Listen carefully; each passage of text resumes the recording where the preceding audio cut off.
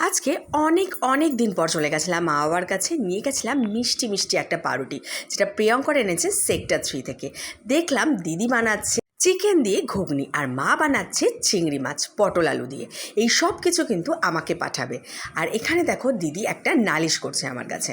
কাকগুলো আসে, বাবা সারাদিন ধরে খেতে দেয়, আর ওরা খেয়ে দিয়ে টিফিন বক্সগুলোকে মুখে করে নিয়ে উড়ে যায়। তাই জন্য ওদেরকে এবারে আমি বলছিলাম আগে নিয়ে আয় টিফিন বক্স, তারপর তোদের খেতে দেবো। তার মধ্যেই অনেকক্ষণ দাঁড়িয়ে থাকতে থাকতে বাবা কিন্তু ওদেরকে খেতে দিয়ে দিয়েছে। আর এখানে মায়ের রান্নাও শেষ হয়ে গেছে। আর একটা দারুণ জিনিস দেখাচ্ছে, মান্তু মানে আমার দিদির মেয়ের একটা দারুণ অভ্যেস হয়েছে ডায়েরি লেখা।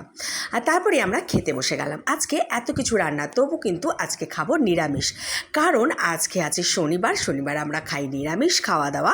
আর চাটনি হলে তো কিছুই লাগে না। চাটনি দিয়ে ভাত তোমরা কে কে খেতে ভালোবাসো অবশ্যই জানিও। আর তারপরে নেল পালিশ পরে ঘুমিয়ে পড়লাম, বিকেলে উঠে চা খেলাম আর বেরিয়ে পড়লাম।